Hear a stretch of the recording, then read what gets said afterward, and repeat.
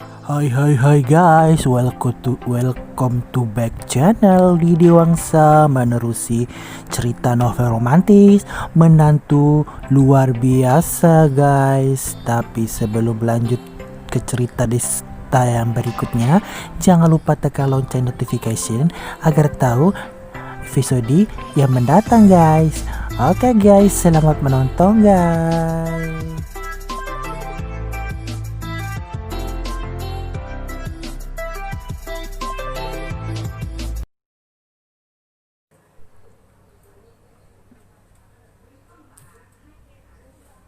Ketika Citra masih ragu-ragu, Vero sudah melepaskan baju di tubuh Citra. Barusan tadi, dia buru-buru mau menghadapi Destak, jadi dia pun mengenakan baju dengan asal-asalan. Jadi dia sama sekali tidak mengenakan apa-apa di balik bajunya. Akhirnya sekarang tidak ada yang tertutup sama sekali. Citra rasanya hampir gila. Dia ingin sekali menghentikan Vero, tapi Vero sendiri sudah melepaskan pijamannya sendiri. Dan seketika itu memperlihatkan keindahan lekuk tubuh yang berisi dan sempurna bagai giok. Begitu melihat pemandangan ini, Citra tahu kalau semuanya sudah terlambat. Sekarang hanya bisa berharap kalau Desta masih punya hati nurani dan tidak akan mengintip mereka. Segera suara Sower kembali terdengar. Dua gadis di luar tirai betap itu benar-benar sudah telanjang dan saling membasuh dalam air hangat yang terus mengguyur. Desta sangat gelisah di balik tirai kamar mandi. Ada suara setan jauh di dalam hatinya yang menggodanya. Dia memintanya untuk mengintip mereka. Lagi pula, itu hanya melihat sebentar dan tidak akan ada yang tahu. Apalagi, dia sudah melihat tubuh telanjang Ci 2 kali. Jadi, tidak apa-apa untuk melihatnya lagi. Vero adalah pacarnya. Melihatnya malah tidak masalah. Dengan pemikiran seperti itu, Desta merasa ini masuk akal juga. Ketika dia ingin membuka celah tirai betap dan diam-diam melihat pemandangan indah di luar sana, Vero tiba-tiba berkata, "Kak Cit, ayo kita berendam di betap sebentar. Jika sekarang berendam sebentar, hari ini pasti akan merasa sangat nyaman." Begitu mendengar ucapan ini, seketika itu juga ekspresi wajah Desta dan Citra langsung berubah dalam waktu yang bersamaan. "Vero, tidak usah berendam deh. Kita kan ada kelas. Nanti malam saja begitu pulang, kita berendam bersama, oke?" Bujuk Citra. Vero malah berkata, "Kak Cit, sekarang masih jam 6:30. Pelajaran kelas pertama kan dimulai jam 9. Waktu yang kita miliki masih banyak sekali." Aku pergi isi air dulu ya. Dia bicara sambil berjalan ke arah betap. Pada saat ini, Citra rasanya putus asa sekali. Jika Vero membuka tirai itu dan melihat Desta yang bersembunyi di dalam sana, apa yang akan terjadi? Lalu bagaimana harus menyelesaikan kesalahpahaman itu? Meskipun Vero begitu lugu dan polos, tapi dengan begitu Vero pasti tahu kalau Desta sudah bersembunyi di balik tirai dari tadi. Kalau begitu jadinya, bagaimana dia akan menjelaskan masalah dia dan Desta yang berada di dalam kamar mandi di waktu bersamaan? Jika masalah itu mencapai ke tahap itu, takutnya hubungannya dengan Vero akan hancur saat itu juga. Tapi dia benar-benar menyukai wanita yang dianggapnya adik ini, yang begitu bodoh, polos dan lugu. Di keadaan mendesak ini, mata Citra bersinar dan dia sudah membulatkan tekad. Dia menggigit bibirnya lalu buru-buru berjalan ke depan dan merebut posisi Vero untuk duluan pergi ke betap sebelum Vero sampai. "Vero, aku saja yang mengisi airnya." Aku kan tadi sudah membasuh tubuhku dengan Sower, kamu baru saja masuk kan, jadi lebih baik kamu mengguyur tubuhmu lebih lama dulu di Sower. Pada saat itu juga Citra dan Desta yang sudah putus asa di balik tirai saling berhadapan.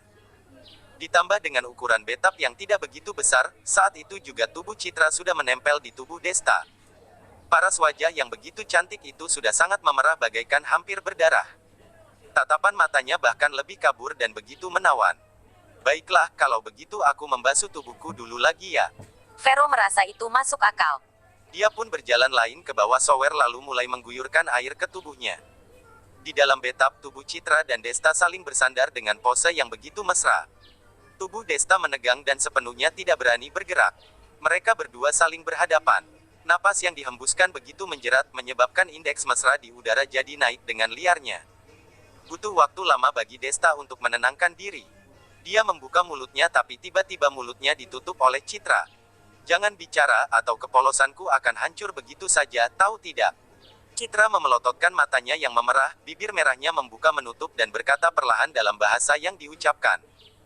Desta mengangguk, tidak berani bergerak lagi dan bahkan tidak berani mengeluarkan suara apapun. Tapi mereka berdua tahu dengan jelas kalau ini hanyalah rencana tindakan sementara. Karena sebentar lagi, Vero pasti bertanya lagi apakah airnya sudah terisi, lalu masuk lagi ke dalam sini. Jika memang begitu, maka dia dan Citra tetap akan ketahuan. Ketika mereka berdua bingung dan tidak tahu apa yang harus dilakukan selanjutnya, Desta tiba-tiba mendapatkan ide. Dia ingat kalau ponselnya masih ada di sakunya. Tanpa sempat berpikir lagi, dia mengambil ponselnya dan menelepon nomor Vero. Vero yang sedang mandi mendengar nada dering ponselnya, dia berkata dengan bahagianya, "Kak Cit, ponselku berdering, pasti kakak Desta yang menelepon. Kamu tunggu sebentar ya, aku naik dulu untuk mengambil ponselnya." Begitu ucapan ini keluar, Vero berlari keluar dari kamar mandi lalu naik ke lantai atas mengangkat telepon masuknya. Pada saat ini, Desta dan Citra langsung bernapas lega. Citra mencubit Desta dengan keras, lalu berkata dengan emosi, "Bajingan ya kamu, ternyata kamu membawa ponsel lalu kenapa tidak dari tadi mengeluarkannya?" Desta juga tak berdaya. Bukannya ini karena dia baru saja ingat. Jika dari awal dia ingat, pasti dari awal dia sudah menggunakan cara ini. Tapi sekarang, menjelaskan lebih banyak akan sia-sia saja. Citra sudah buru-buru keluar dari bathtub, tapi sebelum itu dia berkata dengan suara sedikit malu-malu, "Desta, malam ini aku akan menunggumu di loteng kampus. Saat itu, aku harap kamu akan memberiku sebuah penjelasan. Kalau tidak, aku tidak akan memaafkanmu seumur hidupku." Selesai bicara, dia berbalik dan keluar dari kamar mandi. Desta masih tercengang berdiri di tempatnya. Teleponnya diangkat oleh Vero. Begitu mendengar suara Vero yang begitu bahagia sekali, hati Desta merasa bersalah. Dia ini melakukan apa saja coba. Setelah mengobrol sebentar, Desta pun langsung pergi meninggalkan villa. Dia memanggil taksi lalu pergi ke gedung Sky. Dia sepertinya tidak bisa mengikuti kelas hari ini. Karena dia benar-benar tidak tahu bagaimana menghadapi Citra. Untungnya di gedung Sky ini, ada ruang istirahat khusus untuknya. Setelah mandi, dia mengambil satu setel baju bersih dan rapi dari lemari baju lalu mengenakannya. Kemudian, dia duduk melamun. Kebetulan di saat ini, Paman Ding berjalan masuk dari luar ruangan, Tuan Muda Kedua. Dia terkejut begitu melihat Desta tersenyum dan berkata, "Tuan Muda Kedua, kenapa hari ini datang sepagi ini? Apa jangan-jangan kemarin malam Tuan Muda istirahat di sini juga ya?" Desta merasa canggung. Dia tersenyum lalu berkata, "Iya, cukup larut aku menyelesaikan urusanku kemarin malam, aku tidak ingin mengganggu Vero dan Citra, akhirnya aku memutuskan tidur di sini."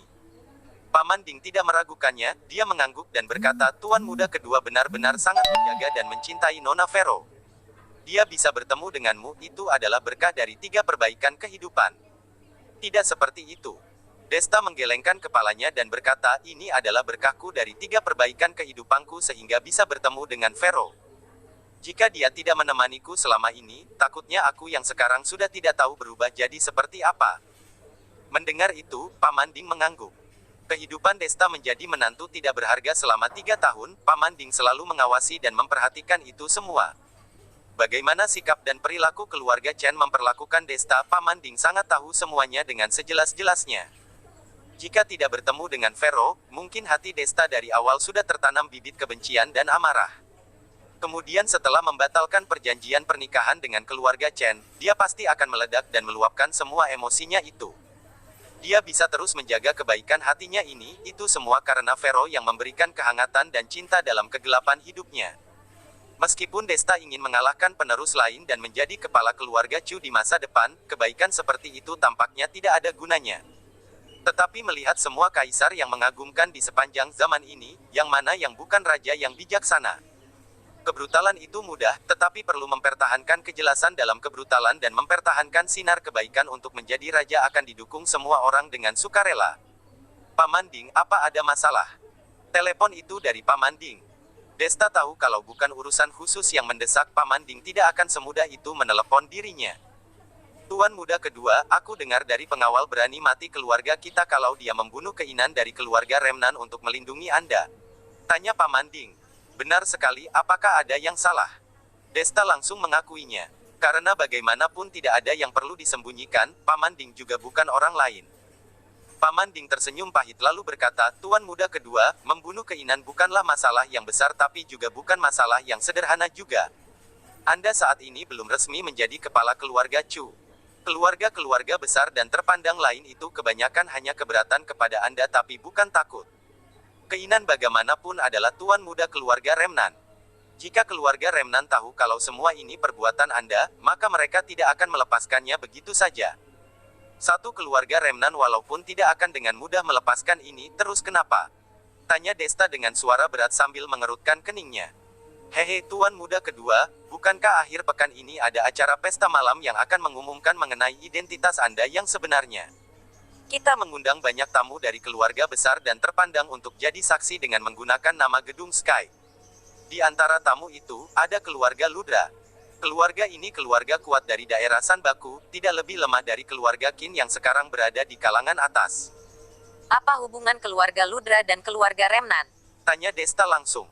Tuan Muda Kedua, keluarga Remnan adalah keluarga ahli bela diri tradisional. Setiap kali keluarga mereka membina ahli bela diri yang profesional dan luar biasa.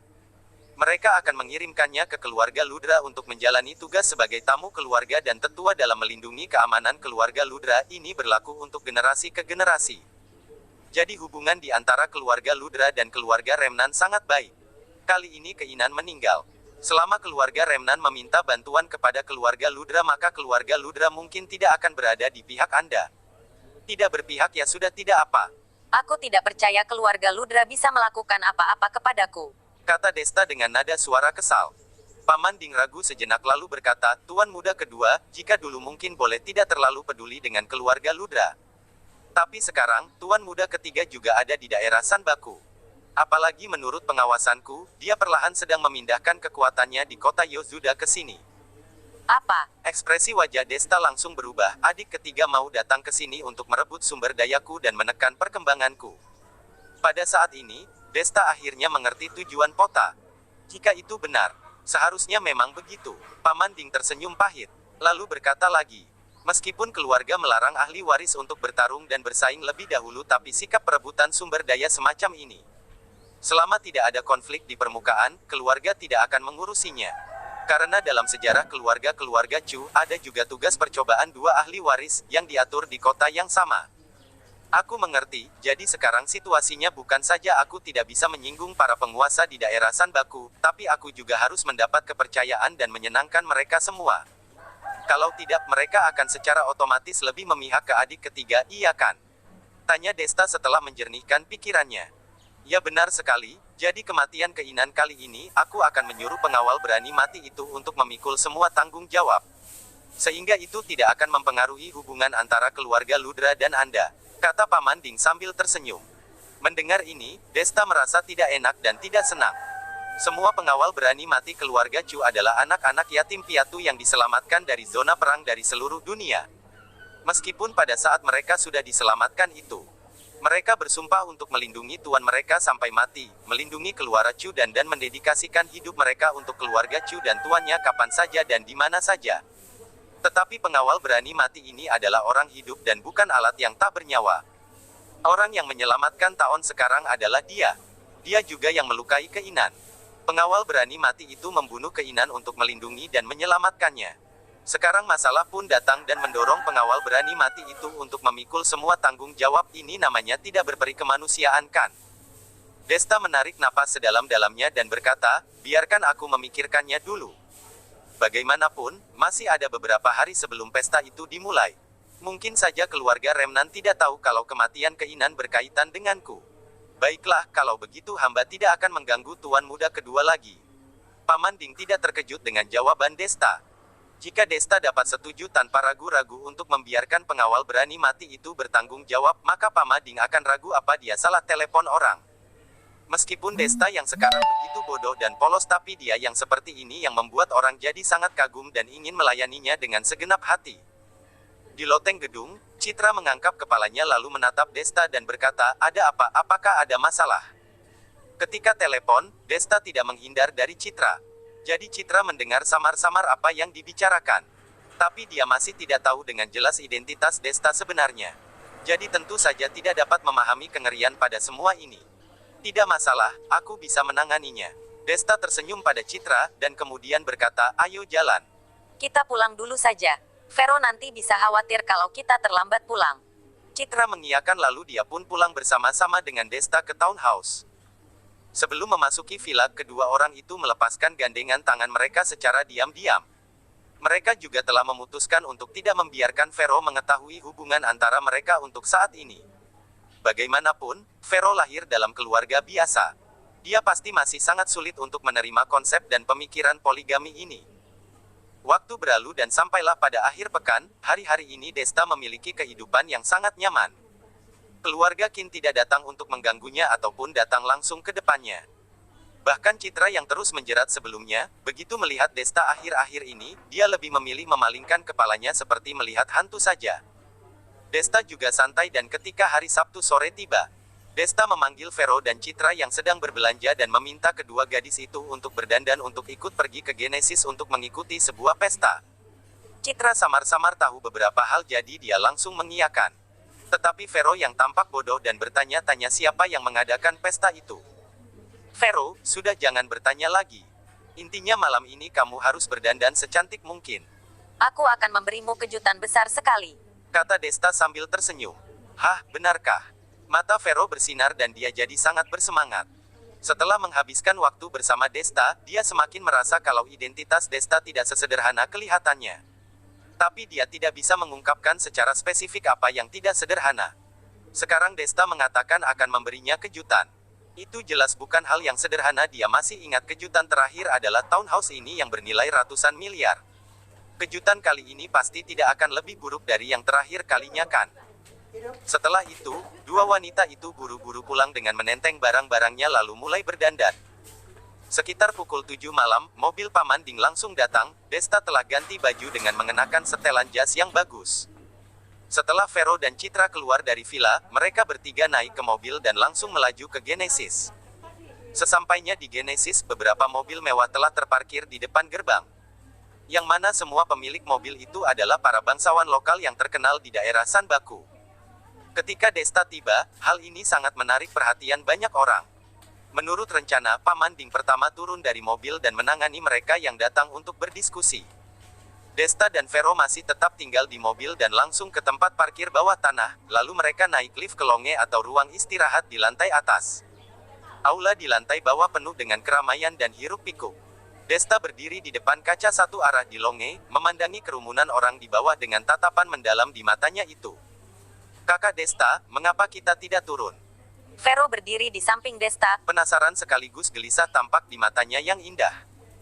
Dia berpikir kalau dia hanya menghadiri pesta malam biasa dengan Desta hari ini. Tapi sekarang tampaknya mereka seperti penyelenggara pesta malam itu. Umumnya, bukankah hanya penyelenggara yang menunggu di ruang istirahat atau longe, lalu menunggu waktu tepat tiba baru turun? Vero, bukannya kamu penasaran identitasku sebenarnya? Malam ini kamu bisa tahu itu, kata Desta sambil tersenyum kepada Vero. Identitas kakak Desta. Vero sedikit terkejut dan tidak bisa menahan diri untuk menantikannya. Sebenarnya, ketika Desta menyelenggarakan pesta ulang tahunnya di atap hotel, dia bertanya-tanya dari mana uang Desta berasal. Pada awalnya Desta mengatakan kalau dia memenangkan lotre. Vero memaksakan diri untuk mempercayainya. Tapi dari satu hal ke hal lain, seolah uang Desta tidak habis digunakan, dia juga membeli mobil dan rumah besar. Jika ini semua dari memenangkan lotre, memang berapa banyak uang dari lotre itu yang dimenangkannya. Jadi dia mulai meragukan dari mana uang Desta berasal. Jadi dia juga mulai meragukan identitas sebenarnya Desta. Sebenarnya waktu yang terakhir kali itu, Desta mau memberitahunya tapi tiba-tiba digagalkan karena beberapa hal yang terjadi berturut-turut. Dan sekarang, apa Desta akhirnya akan mengungkapkan identitas sebenarnya? Melihat Vero yang gugup, Desta tersenyum dan berkata, tenang saja, kamu segera akan tahu identitasku yang sebenarnya. Vero mengangguk penuh semangat, wajahnya penuh ekspresi penantian. Waktu perlahan-perlahan menit ke menit, semakin banyak tamu yang terus berdatangan di lantai bawah. Tiba-tiba pintu ruang istirahat itu diketuk lalu Minky berjalan masuk dari luar mengenakan congsam biru putih yang begitu ketat. Tuan muda kedua, aku sudah lama tidak melihatmu, rasanya rindu sekali denganmu.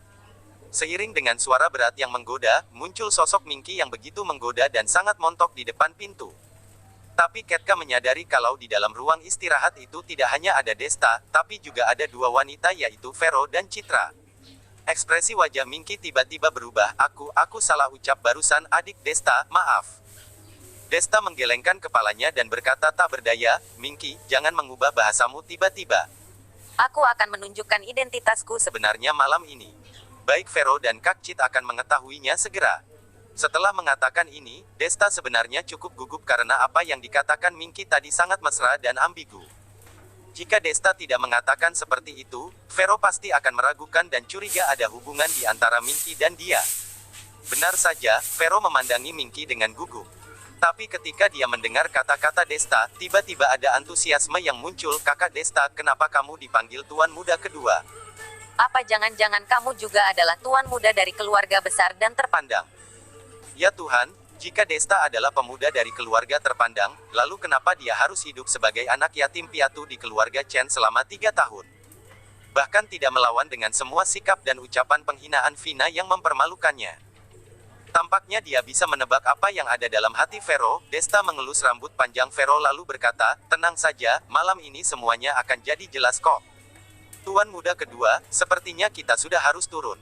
Pada saat ini, Minky melihat ke jam tangannya dan mulai meminta Desta segera bersiap. Baiklah, aku akan bersiap dulu. Vero. Kak Cit, kalian turun dulu saja dengan Minky ya, kata Desta sambil tersenyum. Dua wanita itu pun mengangguk. Lalu mengikuti Minky dari belakang, turun dan berjalan ke aula besar. Pada saat ini, aula Genesis telah diisi oleh banyak sekali bangsawan tinggi dan orang-orang besar yang sangat berkuasa di seluruh daerah Sanbaku. Setiap semua orang di sini memiliki aset yang besar, aset terkecil mungkin hanya puluhan miliar saja. Apalagi keluarga besar seperti keluarga Qin dan keluarga Ludra. Vero memegang tangan Citra dengan erat dan Melihat sekeliling dengan gugup di belakang Minky.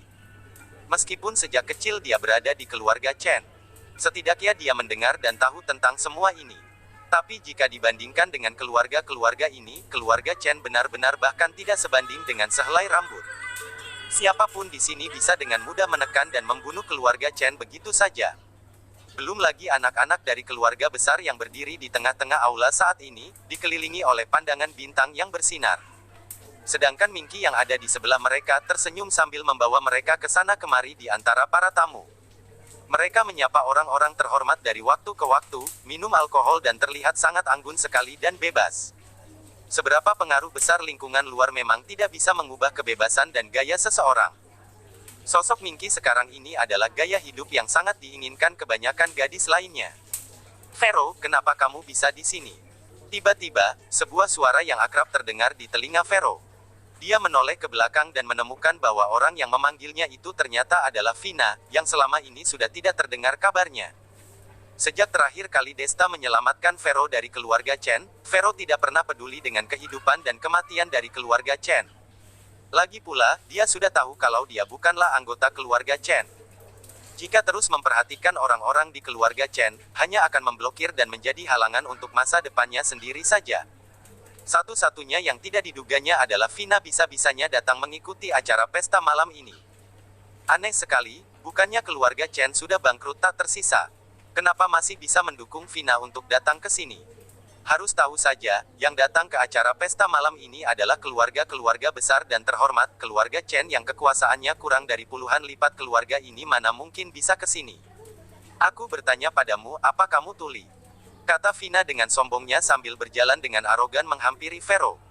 Vina bisa muncul di sini malam ini, tidak bergantung pada keluarga Chen tetapi sebuah keluarga bernama keluarga Feng di daerah Sanbaku ini.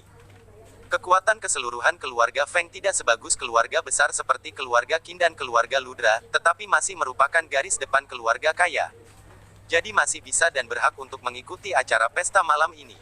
Orang yang membawa Vina ke sini adalah Tuan Muda Fenrir Feng dari keluarga Feng. Sejak keluarga Chen hancur dan karena keluarga Vina telah menyinggung Desta maka mereka sangat dipandang rendah dan ditolak oleh keluarga besar Chen sehingga hidup mereka sekarang tidak nyaman dan bebas seperti dulu. Ditambah lagi ketika terakhir kali kegagalan pembunuh yang mereka suruh untuk membunuh Desta itu malah membuat keluarga itu semakin sulit dan hampir hancur berantakan. Di ambang disintegrasi, pemimpin keluarga Chen bahkan lebih marah dan akhirnya jatuh sakit. Dia langsung dirawat di unit perawatan intensif rumah sakit, tetapi dalam beberapa hari, dia diusir. Karena pada saat itu, keluarga Chen tidak mampu membayar uang inap pemimpin keluarga Chen di rumah sakit. Sekarang pemimpin keluarga Chen sudah tinggal tidak karuan di rumah, merasa dia kapan saja bisa pergi meninggalkan dunia. Setelah Vina dan Andre ribut, maka hari-hari kemewahan terakhir yang mereka miliki pun berlalu dan hilang. Vina setiap hari hanya bisa pergi ke bar mabuk-mabukan. Pada akhirnya ketika dia mabuk suatu hari, dia digoda dan dipermainkan oleh beberapa preman dan hampir diseret ke gang untuk diperkosa. Pada saat kritis itu, Fenrir muncul dan menyelamatkannya dari para preman itu. Melihat Fenrir mengenakan pakaian luar biasa mewah, Vina pun segera berpura-pura menjadi sosok yang lemah lalu memegang tangan Fenrir menangis mengeluh tentang kehidupannya yang sulit. Fenrir melihat Vina begitu cantik jadi dia mendengarkannya dengan sabar. Akhirnya mereka berdua pergi ke hotel semalaman bercinta dengan keinginan mereka sendiri. Sulit tidak mengakui kalau kemampuan Vina diranjang sangat hebat dan luar biasa. Dia melayani Fenrir dengan nyaman dan baik sekali. Fenrir pun membawanya di sisinya. Sejak itu, Vina telah menjalani kehidupan wanita kaya lagi. Kali ini, bahkan dengan kekuasaan yang dimiliki Fenrir, Vina bisa datang menghadiri acara pesta malam ini di Genesis. Tetapi yang tidak disangkanya adalah di sini dia bertemu dengan Fero. Benar-benar begitu melihat musuh pasti akan langsung emosi. Kamu boleh datang, kenapa aku tidak boleh datang? Raut wajah Fero tidak terlalu baik, berkata dengan suara dingin. Wah, baru beberapa hari tidak bertemu, sudah pintar membantah aku ya. Kamu jalang kecil yang tidak ada didikan dan tidak ada yang mau. Siapa yang memberimu keberanian bicara seperti ini padaku? Vina tidak menyangka Fero berani membantahnya, marah sekali, maju ke depan langsung mau menamparkan Fero. Tidak menyangka tangannya baru diangkat, langsung ditangkap oleh Citra, lalu sekuat tenaga melemparnya. Aduh!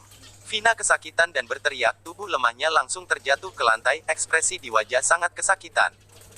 Tapi Fero tahu, dia hanya berpura-pura saja. Harus diketahui, gaya Vina biasanya sangat arogan dan sombong. Jika begitu lemah, bagaimana dia bisa bersikap arogan?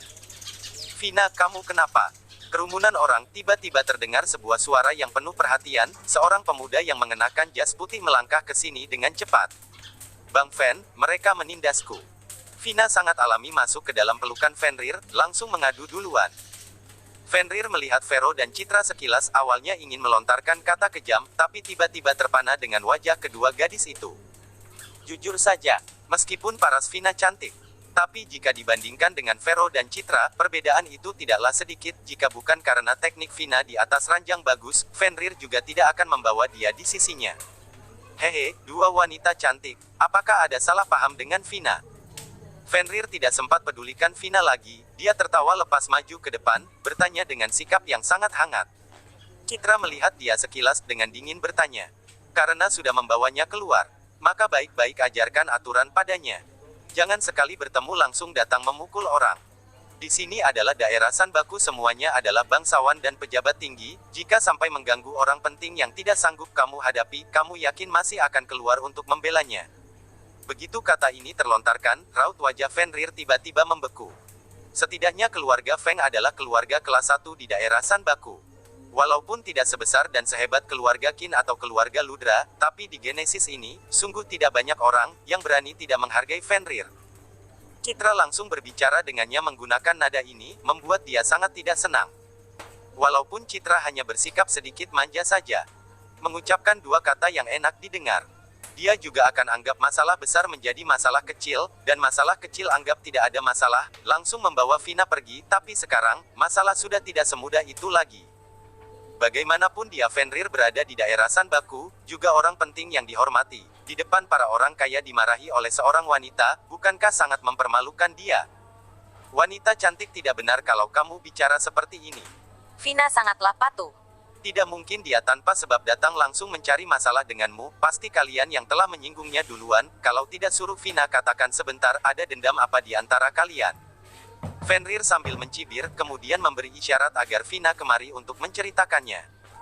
Perhatian para tamu di sekitar ditarik oleh suara dari sebelah sini, sementara menghentikan perbincangan, mulai berdatangan ke sini untuk mencari tahu. Tentu saja Vina tidak akan melepaskan kesempatan sebagus ini. Mulai mengarang berbagai macam hal menjijikan untuk menfitnah Fero. Di antara semua itu, hal yang paling membuat orang marah adalah masalah Fero bersama Desta. Harus bagaimana lagi identitas Desta sebelumnya, memang kakak iparnya. Ini adalah fakta yang tak terbantahkan. Dalam budaya tradisional China, selalu mementingkan etika. Karena Desta adalah kakak ipar Fero, bahkan kemudian sudah tidak ada ikatan pertunangan lagi dengan Vina, tapi konsep etika itu tetap masih ada. Bagaimana mungkin mereka berdua bisa bersama? Gadis zaman sekarang, sungguh terlalu tidak tahu malu, kakak ipar sendiri masih mau, benar-benar murahan. Dalam kerumunan orang, semua orang menggunakan penghinaan, dan pandangan jijik melototi Vero. Kata-kata yang dilontarkan juga sangat tidak enak didengar. Raut wajah Vero sedikit pucat. Dia segera menjelaskan. Ingin mengatakan Vina bukan hanya tidak memiliki perasaan pada Desta. Masih berhubungan mesra dengan pria lain dalam masa pertunangan, tapi suara membantahnya yang pelan, sama sekali tidak ada kekuatan di bawah satu demi satu sindiran itu. Semua orang lebih dulu berdiri di sisi Vina, semua bantahan Vero menjadi alasan bersalah. Sudah cukup. Di saat genting, terdengar suara teguran keras, semua orang langsung tenang, melihat ke arah suara berasal. Hanya melihat Minky mengenakan congsam ketat dan raut wajah sangat serius berjalan ke sini. Pandangan yang tajam melirik mereka yang berbicara tadi. Semua yang bersentuhan dengan pandangannya, satu persatu mengalihkan pandangan, tidak berani saling menatap dengan Minky. Bisa datang menghadiri pesta. Semuanya bukan orang bodoh yang tidak berpengetahuan. Minky sendiri adalah bos dari sebuah perusahaan besar. Di belakangnya masih ada dukungan dari gedung Sky, meskipun tidak ada keluarga besar, tapi kekuatan dan latar belakangnya, sama sekali tidak kalah dari keluarga besar manapun yang ada di sana. Siapa yang menyuruh kalian bergosip di sini, dan menfitnah temanku? Minky berjalan ke hadapan Vina, berkata dengan nada rendah. Meskipun dia yang membawa Vero dan Citra jalan ke depan. Tapi orang yang mengenal, dan ingin berhubungan dengannya sungguh terlalu banyak. Baru sibuk bersosialisasi sebentar, dia sudah terpisah dengan Vero dan Citra. Begitu dia menoleh dan melihat di belakang sudah tidak ada sosok kedua gadis itu lagi. Bergegas jalan kembali untuk mencari, langsung melihat adegan Vero dikelilingi dan dicaci maki. Ini membuat jantungnya berdebar, bahkan keringat dingin juga bercucuran. Vero adalah pacar tuan muda kedua. Jika tuan muda kedua sampai tahu, karena kelalaiannya menyebabkan Vero mengalami begitu banyak perlakuan tidak adil, maka dia pasti tidak akan bisa terlepas dari kesalahan ini. Berpikir seperti itu, api amarahnya semakin meledak. Di tempat jadi tenang sekali, bahkan saat Fenrir menghadapi Minky, juga tidak berani bicara dengan suara keras. Namun Vina tidak kenal siapa Minky, hanya melihat dia berkata sinis. Memang seharusnya dihukum jika melakukan sesuatu yang salah, terutama melakukan hal yang rendahan yang memalukan itu, apa masih tidak boleh dimarahi orang? Tutup mulutmu. Ekspresi wajah Fenrir berubah, sekuat tenaga melototi Vina. Vina baru menyadarinya. Ternyata Minky adalah wanita yang bahkan Fenrir juga tak sanggup menyinggungnya. Di saat dia sedang menyesal dirinya terlalu banyak mulut, raut wajah Minky sudah buruk sekali, berjalan ke hadapannya. Kamu adalah Vina bukan? Sudut bibir Minky sedikit terangkat menyeringai sambil berkata, Aku mengenalmu. Dia memang mengenal Vina. Dulu catatan hitam tentang Vina, Paman Ding serahkan padanya untuk dikumpulkan dan membereskannya, jadi jika mau mengatakan pemahaman terhadap Vina, Fenrir masih tidak sampai 1/10 darinya. Kamu mengenalku. Vina tidak tahu kalau bencana besar sudah akan tiba. Dalam hati bahkan sedikit puas diri dan senang, jika bisa memanfaatkan kesempatan ini untuk berhubungan dengan Minky, bukankah dia sudah selangkah lebih dekat menuju keberhasilan? Tiba saatnya, di seluruh daerah Sanbaku siapa yang tidak tahu, Vina, nama ini, siapa yang berani tidak menjaga perasaannya? Tentu saja aku mengenalmu. Saat kamu bersama Andre Guo. Aku sudah mengenalmu, tapi pada saat itu kamu baru saja dari hotel bersama Andre Guo. Aku berpikir saat itu kalian sedang kasmaran, jadi tidak pergi mengganggu. Nona Chen tidak keberatan bukan? Kata ini terlontarkan, ekspresi wajah Vina langsung berubah. Dia merasa gelisah melihat Fenrir sekilas, kebetulan Fenrir juga melayangkan tatapan ingin tahu padanya. Ketika menemukan Vina di bar, dia hanya menangis dan berkata telah dijebak oleh Desta, menyuruh orang menodainya, tapi tidak pernah mengatakan apa-apa tentang Andre Guo padanya. Siapa itu Andre Guo? Ketika Vina baru ingin jelaskan, dua tangan Minky dilipat depan dada, nada bicara mempermainkan berkata, Saat kedua kalinya aku bertemu denganmu, kebetulan kamu baru keluar dari toilet bersama Madok, pada saat itu melihat wajahmu terlihat manis dan puas, aku juga tidak enak hati mau mengganggumu. Tidak menyangka keliling sana-sini. Ketika bertemu lagi denganmu, kamu sudah bersama Tuan Muda Feng, bagus juga begini, aku tidak perlu khusus pergi mengenal Andre Guo, Madok, langsung mengenal Tuan Muda Feng juga sudah cukup bukan? Kamu omong kosong. Dalam hati Vina sedih sekali, wajah penuh rasa putus asa, ekspresi Fenrir yang ada di samping juga suram sekali. Di sekitar para tamu penonton yang awalnya masih menghina dan mencaci maki Vero, saat ini satu demi satu menunjuk ke arah Vina, berbisik-bisik mengatakan, Ya Tuhan, kehidupan pribadi wanita itu begitu berantakan, bahkan masih bersama orang lain di dalam toilet. Dia sendiri begitu buruk, tadi masih mengkritik orang lain, pasti hanya fitnahan. Sepertinya iya, tadi aku mendengar gadis kecil itu menjelaskan, hanya saja sebelah sini terlalu berisik, aku tidak dengar jelas apa yang dia katakan. Dalam kerumunan orang kamu bicara sepatah. Dia bicara sepatah. Opini publik langsung berubah, Vina dicaci maki habis-habisan oleh halayak ramai, tanpa sadar dia ingin memegang lengan Fenrir yang ada di sampingnya, tapi malah langsung ditepis oleh Fenrir. Fenrir. Vina dengan wajah sedih melihat ke arah pria, masih ingin terus berakting.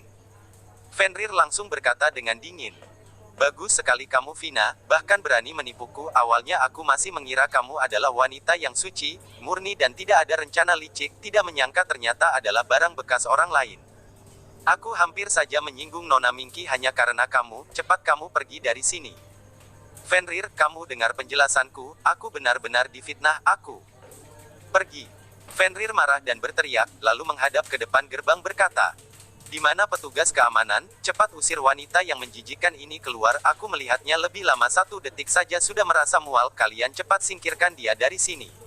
Mendengar suara, petugas keamanan yang sedang bertugas segera masuk ke dalam.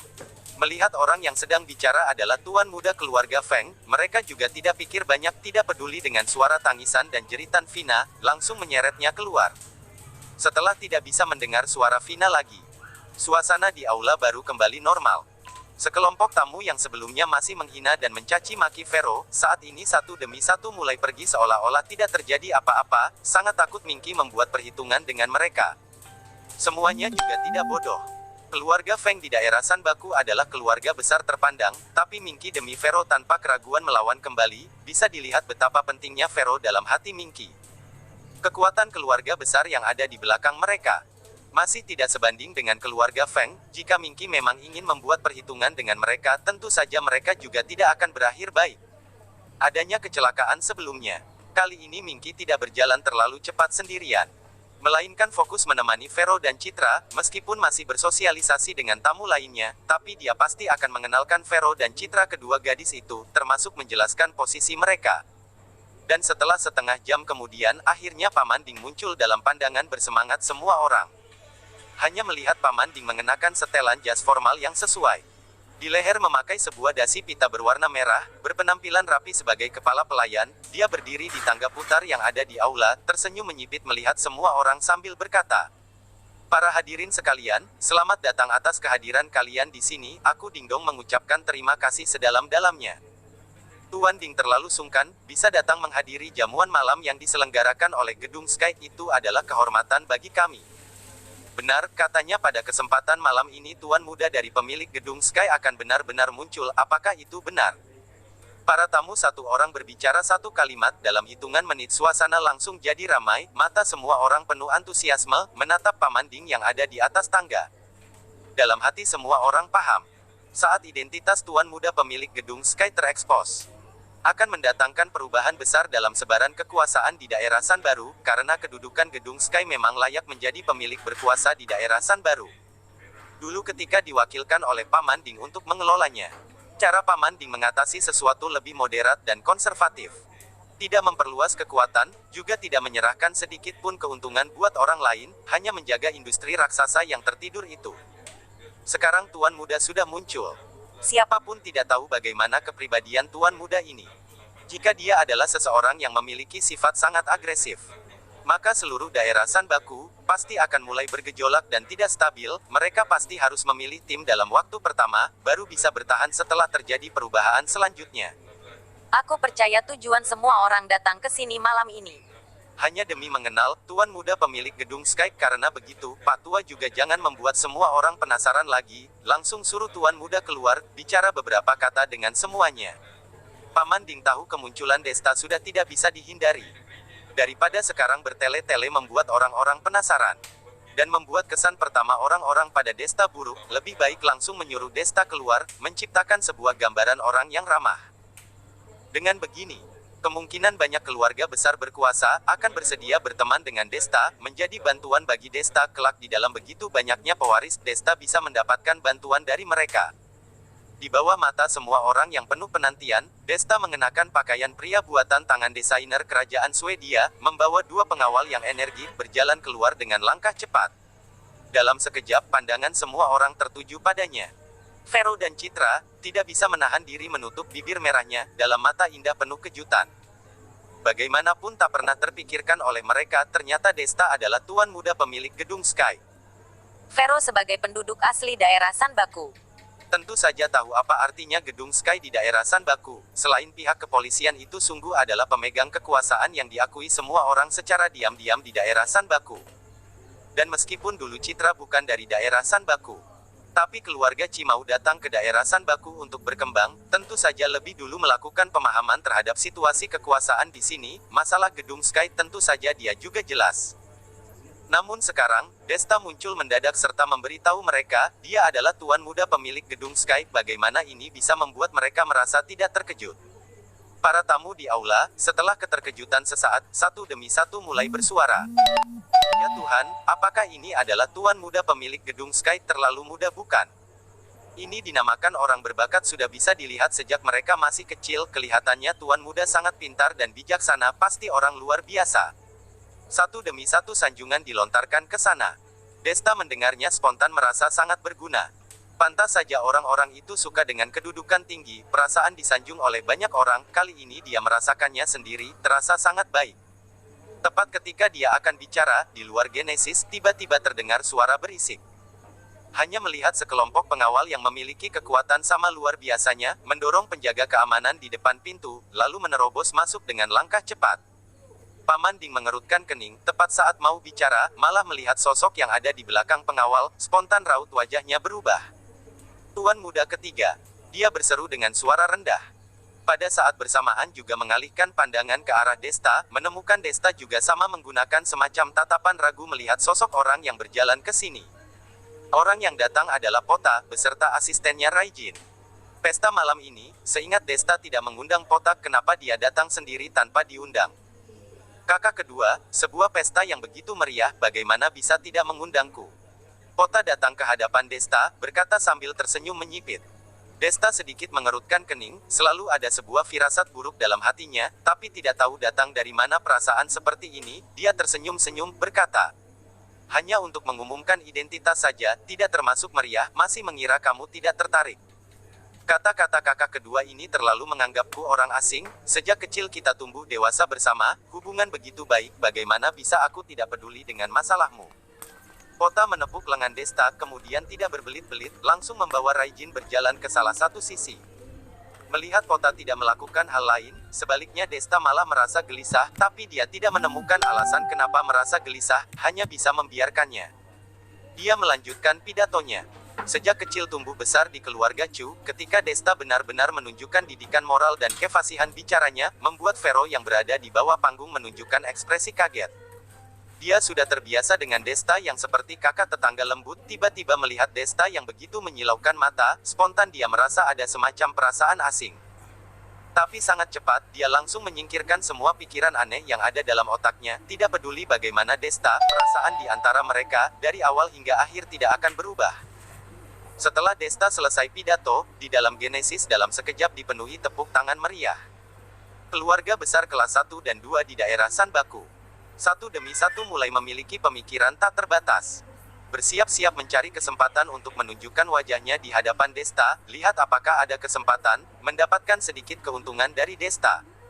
Bagaimanapun gedung Sky adalah perusahaan raksasa, pasti banyak pekerjaan dan proyek, hanya sembarangan ambil satu saja, maka mereka bisa tidak perlu menerima proyek lagi dalam sepanjang tahun. Dan di salah satu sudut Genesis, keluarga Qin, keluarga Ludra dan beberapa keluarga besar lainnya di daerah Sanbaku, sedang berkumpul bersama, diam-diam meminum anggur merah. Terhadap masalah Desta mengumumkan identitasnya, mereka tidak memiliki banyak harapan khusus, sebaliknya, ekspresi di wajah ada raut rumit. Terutama kepala keluarga Qin yang bernama Yusop, kakek dari Nami. Nami adalah cucu perempuan kesayangannya. Tidak ada yang lain, kalau tidak, Nami juga tidak akan rusak karena dimanjakan olehnya, ketika bicara dan melakukan sesuatu sangat sombong dan arogan, sama sekali tidak peduli akibatnya. Tapi sekarang, Nami mati kecelakaan karena Desta. Yusop demi menjaga harga diri gedung Sky tidak mencari masalah dengan Desta, tapi dalam hati tentu saja tidak bersedia banyak kontak dengannya. Meskipun keluarga Ludra tidak memiliki konflik dengan Desta. Tapi beberapa hari ini, seorang kepala keluarga muda bernama Keinan dari keluarga seni bela diri yang sudah bekerja sama dengan keluarga Ludra selama beberapa tahun, tampaknya telah dibunuh. Dan sebelum itu, Keinan hanya memiliki konflik dengan Desta. Keluarga Remnan sedang memikirkan cara menyelidiki penyebab kematian Keinan. Sebelum itu, tentu saja keluarga Ludra tidak akan mudah melakukan kerja sama dengan Desta. Bagaimanapun keluarga Ludra dan keluarga Remnan sudah memiliki hubungan kerja sama selama beberapa tahun. Bahkan setiap anggota keluarga Remnan yang kuat dan menonjol akan langsung datang ke keluarga Ludra untuk menjabat sebagai moderator, membantu mereka menyelesaikan beberapa masalah yang tidak bisa diselesaikan oleh orang biasa. Saat ini, sebuah suara yang lembut dan elegan tiba-tiba terdengar dari samping kedua kepala keluarga. Yusuf dan Paul, kepala keluarga Ludra, perlahan mengarahkan pandangan ke samping, menemukan orang yang datang adalah Pota Chu, orang yang memanggil Desta sebagai kakak kedua. Tuan muda Chu ketiga, ada masalah apa? Dalam hati Yusuf sedang kesal, tentu saja tidak akan bersikap baik terhadap orang bermarga Chu. Sebaliknya, Paul lebih bersikap sopan, tapi tidak banyak niat untuk berteman, hanya sedikit menangkupkan kedua tangan di depan dada anggap sebagai sapaan. Pota juga tidak marah, dia melirik sejenak Desta yang sedang dikelilingi oleh perwakilan dari keluarga kelas 1 dan kelas 2 dan terus bersulang, dalam hati muncul cibiran. Kakak kedua sungguh terlalu muda. Bahkan tidak bergaul dengan dua keluarga besar yang paling berkuasa dan berpengaruh dalam satu tempat ini. Sebaliknya malah bergaul dengan orang yang lebih rendah itu, orang-orang itu selain mengharapkan dukunganmu, terhadap perkembanganmu di masa depan, bisa ada bantuan apa? Karena kamu tidak menghargainya, maka adikmu ini akan bantu melakukannya. Sudut bibir Pota sedikit terangkat, segera mengangkat gelasnya pada Paul, tersenyum pelan mengatakan, "Kepala keluarga Ludra, aku memiliki sebuah berita menarik di sini, tidak tahu kamu tertarik apa tidak?" "Aku tertarik, berita apa?" Paul tidak menyangka, tujuan Pota kemari ternyata adalah dia, spontan menunjukkan ekspresi curiga. "Berita yang berkaitan dengan Tuan Muda Remnan, Keinan." Pota sama sekali tidak bertele-tele, langsung mengatakannya. Ada kilatan cahaya dalam mata Paul, setelah merenung sedikit, lalu bersulang dengan Pota, berkata, "Tuan muda ketiga Chu, katakan saja, kamu tahu berita apa tentang Keinan?" "Tentu saja adalah pembunuh yang telah membunuh Keinan, sebenarnya siapa?" Sudut bibir Pota ada sedikit senyuman yang seperti iblis berbicara dengan ekspresi datar. Dan Desta yang sedang bersosialisasi dalam kerumunan orang, mendadak merasa ada hawa dingin yang menyerang dari belakang, dalam hati muncul firasat buruk. Dia melihat-lihat di sekeliling. Awalnya dua kepala keluarga dari keluarga Qin dan keluarga Ludra yang berdiri di sudut. Sudah tidak terlihat, dan Pota juga tidak tahu sudah pergi ke tempat apa, hanya ada asistennya Raijin, masih berada di samping diam-diam makan kue, ngobrol santai dengan beberapa orang terkemuka. Aneh sekali, Desta tidak bisa menahan diri merasa curiga, apa motif kedatangan Pota malam ini.